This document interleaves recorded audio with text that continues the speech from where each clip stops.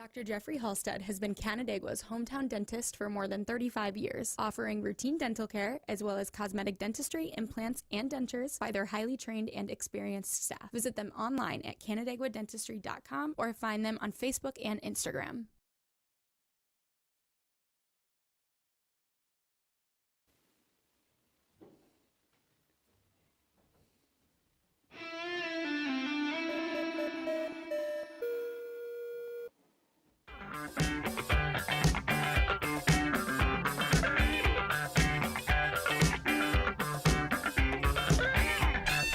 All right, everybody, welcome into the FL1 Betting Podcast here at FL1.com. Paul Russo, Jim Sinicropi, Kyle Evans here with you.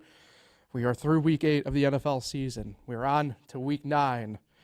Our picks, well, Jim, luckily for you, you're still on a hot streak. I'm on a heater. Everybody else, I hope you're fading and tailing Jim, fading me and Kyle. Kind of weird to say that given Kyle's bank right now, but nonetheless, it was a rough week for me and Kyle. So, betting's a game of ebb and flows. You know, everybody has hot streaks, cold streaks, and sometimes where you're just treading water. It's tough to know when a hot streak is going to start and a cold streak's going to end, or vice versa. And so that's why you kind of bet consistently, as opposed to, like having a feeling. Yeah.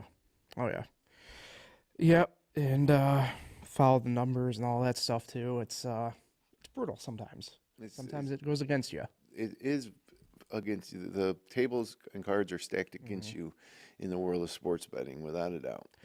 So without further ado, the bet card, Jim, Cha-ching. 3-0. Cha-ching. Thundering back. Cha-ching. Yeah. You're on the U, man, I'm telling you. I know. Am I going to be on them again this week as 21-point favorites against Duke? We'll have to wait and see. The BYU game was easy, and the Pats. Outright winners. Yeah. I should have been on money line. But, yeah, after being down to 0, I'm climbing my way back up. Yeah. It's a beautiful thing. I went 0-2-1, another push this week. Brutal. The Carolina-Denver game there. The Navy just was never in it, and Toledo just... Oh, my beloved Rocket. What are we going to do? Lost outright to Bowling Green, so... MAC in Conference USA games are tough this year for whatever reason. I've, in years past, found them as find a team or two in each one of those conferences that maybe is a little undervalued, and but this year, every week's different. Yep. Then Kyle... Luckily for you, you still have a double up on the rest of us here bank-wise, but your first 0-3 week of the season. Brutal. Yeah, and it started off bad, too. I had the Vikings bouncing back, and the Rams were just too much offensively, and Packers, I lost that by a half point, or I should say a point. And then the Chiefs, I mean, man, they haven't been impressive, and the Raiders played them tough and actually had a chance to even take the lead late. So, just a tough week. Chiefs are the least impressive undefeated team in sports history right now, I think. If you watch this podcast, any of our Rams bets always lose. If we bet with them, they play crap. If we bet against them, they play great. So I can't believe, I guess Kupp and Nakua coming back made them a different team. Yeah, I know this week, with Nick picking head-to-head, I took the Rams, so I'm anticipating to see the Seahawks bounce back and look competent again. But, I was right there with you, Kyle, last week, at least with the Vikings. I don't know, the Rams being the Rams, I guess, at this point. Who knows? Maybe they're just on the list this year of do not touches at this point, maybe. Yeah, they fooled everybody week 1 coming out tough against Detroit. And then they made everybody think that they're one of the worst teams in football, and now they'll start playing good again. So who knows? Yeah. Are they a playoff team? I don't know. That's a big win for them, though. Yeah, I mean, the West right now is NFC West in particular. Pretty much anybody's at this point. San Fran's looked rough, to say the least, now dealing with injuries, but, even then, they haven't looked impressive anyway. So, who knows? Cardinals, we keep thinking should be there, but they just really aren't. And then, like I said, the Seahawks are a 500 football team right now, and They got embarrassed at home by the Bills last week. so yeah.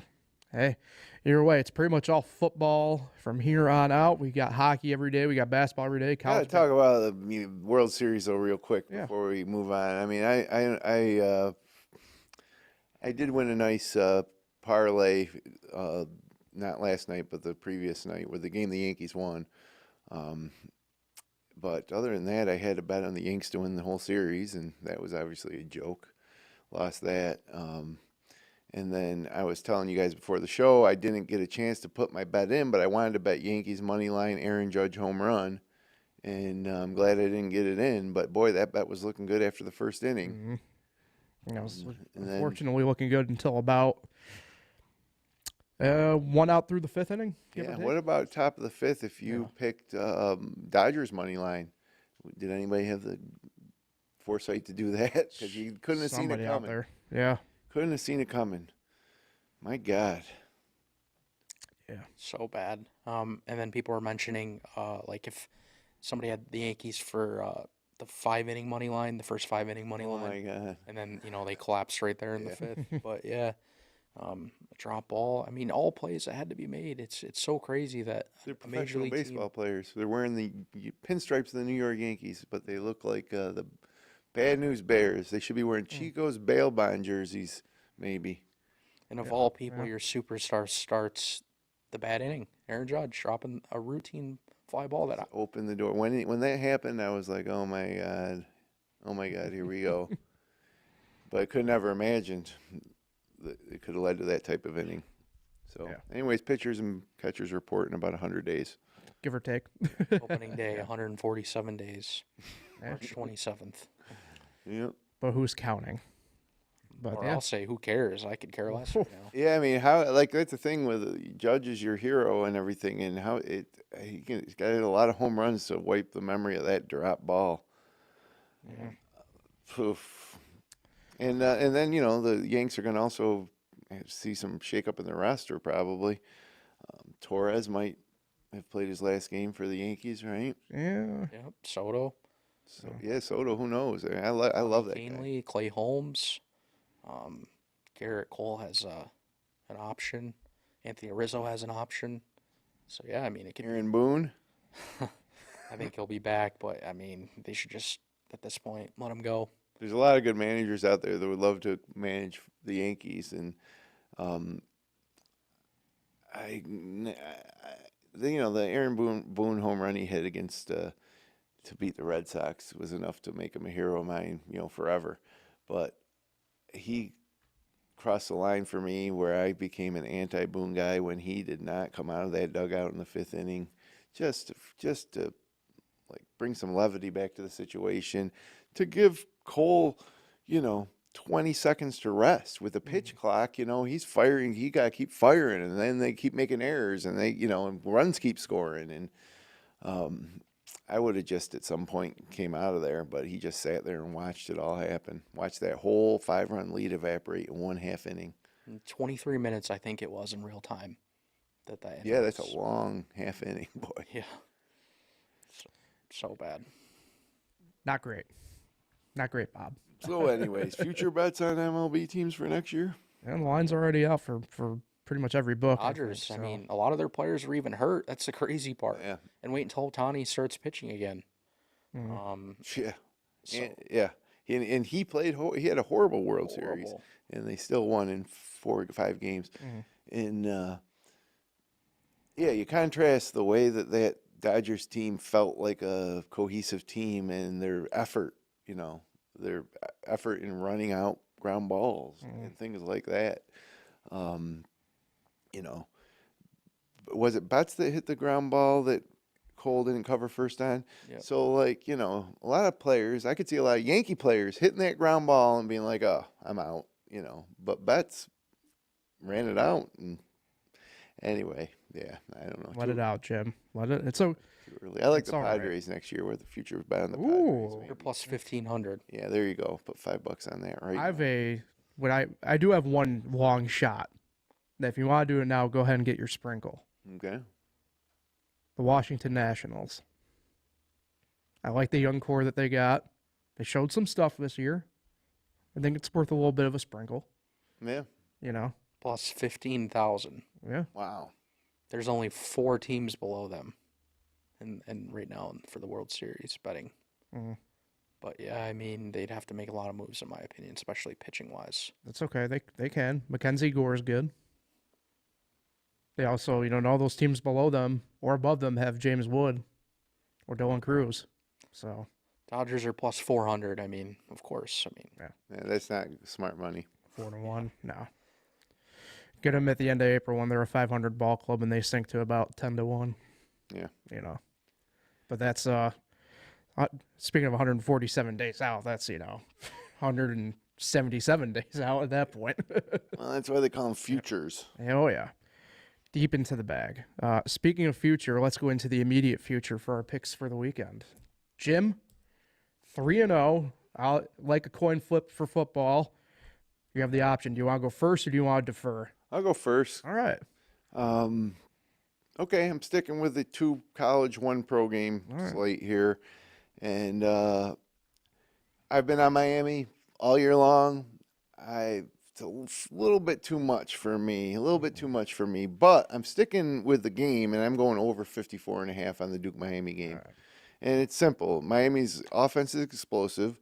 Duke can score. They have a couple wide receivers coming off injury that are starting to get back into form, and both defenses are just not that great. So, and the over hit in 7 of Miami's last 9 games that Miami was a favorite. Yeah. So I think there'll be a lot of points. It's a really good Duke team. They hung. To be fair, they probably should have beat SMU last week. Yep. And not to get too far off topic, even more personally think that they probably should be ranked, but I think there'll be a lot of points scored. Yeah. So 54.5 is a big spread, but that's my first bet. And then sticking with the over/under theme this week, Ohio State, Penn State under 47.5. Ohio State second in the nation in points per game allowed with 11.9. Penn State ranked 7th in the nation, 14.3. They both have solid offenses, but the defensive units are the strength of both of these teams. It's a classic Big Ten football showdown at Penn State. Both teams are familiar with each other. I just see it more of like the old school Big Ten grinded out, low scoring game. So under 47.5. And the Buckeyes against the Nittany Lions. And then we kick it over to the NFL. And there's a lot of NFL games that I kind of like a little bit, but the NFL is so unpredictable. But one thing you can hang your hat on, I think, is that the Bills are going to beat the Miami Dolphins by more than 5.5 points. The last 3 times they played, Miami would have covered that spread. In September, they beat them 31-10 in Miami. This game's in Buffalo. Granted, the weather might feel more like Miami the way it's going around here, but it's actually going to be a cooler day, but a nice day on Sunday in Buffalo. But then you go back to January. If you remember that last game of the regular season, I think, or no, was it last game of regular season for the Bills? They needed to beat the Dolphins, I think, to clinch last year in January. 21-14 at Miami, so that game would have covered too. And then you go back to October of last year, and the Bills killed them 48-20. It just seems like the Bills got their number. The Bills are rolling, fresh off a big win in Seattle, coming back home. The Dolphins are in no man's land. I think they'll win by 5.5, by much more than 5.5. So those are my 3 bets.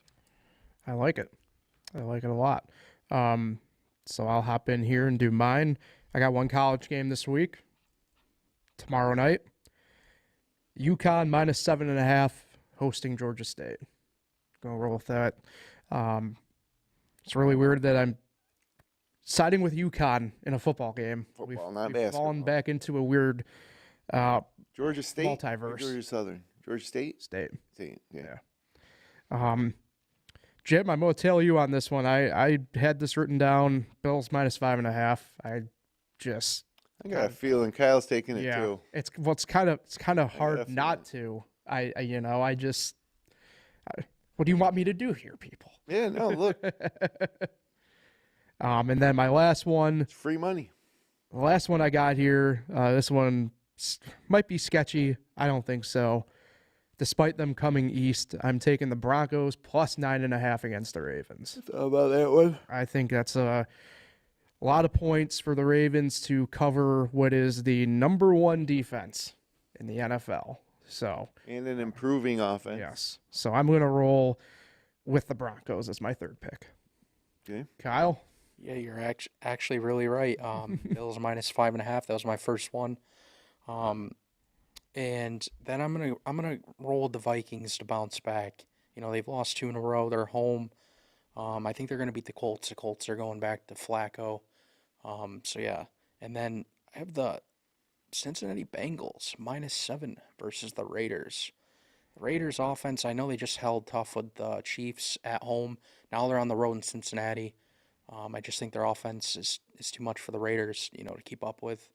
So yeah, hopefully this is a 3-0 week. I agree. I wish it was 6.5 and not 7.5. I just said 7.5 line. Any NFL line, you guys both took favorites, giving up more than a touchdown. It's tough. Tough in this league. Kyle did. I didn't. Yeah, you got the Broncos. Yeah, they're. They're underdogs, right? Yeah, it's tough. It's tough in this league to beat anybody by more than a touchdown any given week, but it does happen, and I like the Vikings pick. You can't see them losing 3 in a row, especially to the Colts. Right. Yeah. Yeah, I thought about that Denver game too, just because it's a big spread, but it seems at some point in any season, you got a team like the Broncos who have overachieved and now are considered a playoff team. But are they really a playoff team? And then, maybe they are. And then you got the Ravens who are like an AFC title contender. They're not looking. They're looking to beat the Chiefs in the AFC Championship game. So for both those teams to become who they were, who we think they are, the Ravens need to win this game. Whether it's by 9.5, I don't know. Probably not. Kyle, before we get out here, you mentioned, now I didn't make it one of your picks, but you mentioned off air to me something of intrigue for at least tonight anyway. I know this might sound crazy, and it probably will because they've been so bad, but something tells me the Jets are winning tonight. The Texans are without Nico Collins. They're favored. They're without Stephon Diggs. Yeah. They're on the road. Yep. I see a lot of people hammering the Texans' money line and taking them. What are they, +2? I got 2.5 right now, yeah. But I don't know, and I know the Jets have looked terrible. They've lost to bad teams, even at home, but something tells me they win tonight. And it's the NFL, so of course it would make sense for that to happen. Everyone thought, the Texans are going to win this game, but then the Jets win. Well, part of my thinking, too, is, does the NFL want the Jets to, become irrelevant this season with Aaron Rodgers and Garrett Wilson and now Devontae Adams and that whole saga? Or do they want them to hang around and maybe really blow it at the end, I was going to say, I suppose it depends what your definition of irrelevant is in this case. Do you mean irrelevant on the field? Probably not. Do you mean irrelevant in the news headlines? I don't think they'll ever be irrelevant this year in the No, but as you get closer towards into December and the playoff picture starts to take shape, you'll see, people will care less and less about the Jets if they're 3 games out of the wild card. So. But yeah, the Jets are bad, but how bad can they be? How bad can they be when they have the talent that they have? Exactly, and you just would think that with the talent they have, they can't win this Thursday night primetime game at home against the Texans offense that's banged up. Yeah, and they can't do this. Then when are they ever going to win? And the Texans, I don't care about Diggs, but without Collins, they're diminished. Yeah. And then you take out Diggs, too. I do like some player props. I like Schultz maybe over receiving yards. I like, Mixon over rushing yards.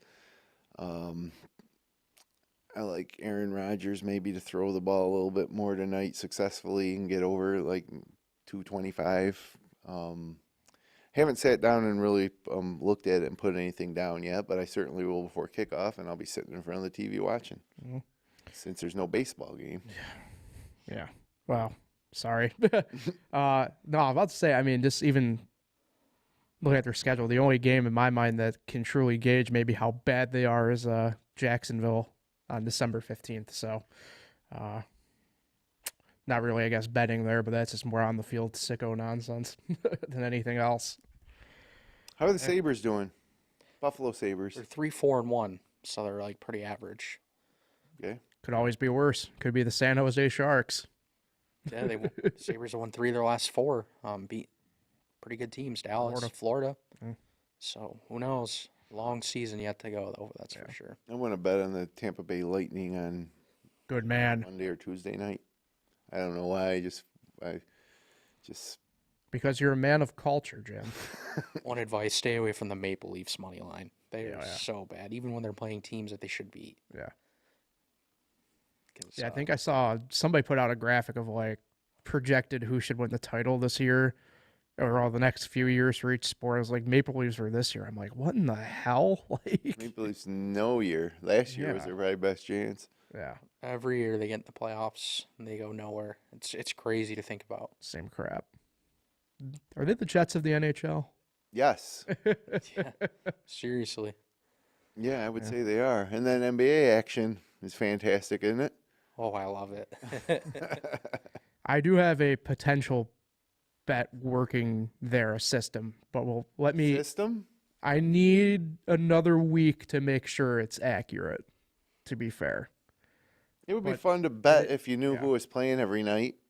The this players. guy plays every night. It's a player prop bet, but I just need to make sure because we're through 5 games for this team, and he didn't get it last night because of foul trouble, and it was a blowout. So I want to make sure that through the next couple games they got that it's an accurate thing that you can trust before I say it out loud. Okay. Well, we'll look for that in Yeah. next week's show, maybe. Yeah. So drop that little And college basketball kicks off this week. Monday. Yeah. Yeah. Which I forgot. I thought Syracuse's season started Wednesday. It doesn't. It actually starts Well, Monday. they roll it out over the course of 3 weeks. I mean, some teams don't really start playing until almost Thanksgiving, and other teams have like 5 games under the belt by then. So, and you know, a lot of these early season games are really, But against some Division II teams even sometimes. And well, that leads me into it. It's the first time that Syracuse and Lemoyne play each other as a regular season game. So yep, the battle for I-81. Fayetteville Manly. Yeah, I was about to say, I'm trying to think of a cool thing to twist on it, but I got like nothing. This is not a battle for anything really. We should. It shouldn't be. Yeah, I mean, I love the Syracuse team so far. Yeah. Got to see them on the court. Obviously, some of the hype around some of the players probably won't lead up to it, but I think we're pretty solid. Got that kid, he's in the starting lineup, the kid from Europe. Oh, Peter Yeah, from France. not bad, huh? Oh, Nice surprise. he's a thicker version of Dolezaj right now, which is nice. Yeah, and So, he started. He started in the exhibition game, so he's. I like the point guard Carlos. I like Freeman looks good. The big guy looks good. So I did want to ask you about that quick before we get out of here. So Lampkin, now for me anyway, it's the first time that I get to see number 44 actually out on a competition. I of don't like battle seeing here. it on that guy, but whatever. DC gave him the blessing. Okay, well, DC also has lost his mind politically. That's fair. So, but yeah, I don't know. I mean, it yeah, he's a 1-year player for us. Yeah. He could be a real big impact player, but I think you give 44 to a. But in college basketball, are there 4-year players anymore that would deserve wearing the 44? Rarely. Yeah, anybody that would be deserving will be gone after 1 or 2 years, and I was about to say the only guy who maybe on Syracuse fits that criteria, and even then I guess 44 kind of can be a guard number if you want to go really deep into the Rolodex, but that was JJ, maybe, but yeah. Yeah, I'm a little excited for Syracuse basketball for sure. It's the hardest thing about this basketball season is going to see Duke games with what's Cooper his name? Flag. No, our old guy, Oh, Malik Brown, yeah. wearing a Duke uniform. Yeah. Like he would have Like he would have fit in. He would have been the man. Benajay was better. Who, Benajay? Yeah. Well, Benajay went from Duke That's to what I'm Syracuse. saying. Yeah. So yeah, and so anyways, Yeah. It's a good time to be a sports fan. One sport is out and another sport is in. Oh yeah. Baseball's done and college basketball is starting. Can't wait. It's my favorite. Usually, that's the one I usually bet every day. Guarantee is college basketball. So I do love it. yeah. I like 2-team parlays. Mm. College basketball. Yeah. It's the best. Well, one of the best. I don't know. I say everything's the best around. We'll see. here. It's becoming harder though. Yeah, but that's where you have to get a little bit into the weeds of just looking a little bit and making sure you can find value in the right teams in the right spots and stuff like that. But that's how I end up usually, like in the SWAC and some of those conferences. So Sunbelt. some of those teams, there's a reason, whether you want to believe in analytics or not, whatever, but there's a reason why Bartorvik, when that team 313 is 313, they're 313 for a reason. So That's a lot of teams. yeah, it's crazy. But hey, it's a beautiful thing of it. So we'll get out of here on that note as we dive into the college basketball stuff. Maybe more next week. Maybe a little bit more NBA system. Like What's I said. the odds on me going 3-0 for the 4th straight week? Is it 4 straight weeks at 3-0 or it's 3 for sure? Did I win? I think I might have I'd won. have to read back. I I think I went 2-3 3 weeks ago, so it'll be 3 weeks to go 3-0. I mean, I'll put it at 10-1. Yeah, that's like early season Kyle. Yeah. But these bets are good. Mm-hmm. So make sure you tail Jim, fade me. I'll still say tail Kyle because he's got doubled up on both our banks. So just a blip on the Can't win them all. speed bump. Exactly. So we'll get out here on that note. Appreciate everybody for listening and watching. We'll be back at it again next Thursday. Enjoy the week, everybody, and good luck with your bets.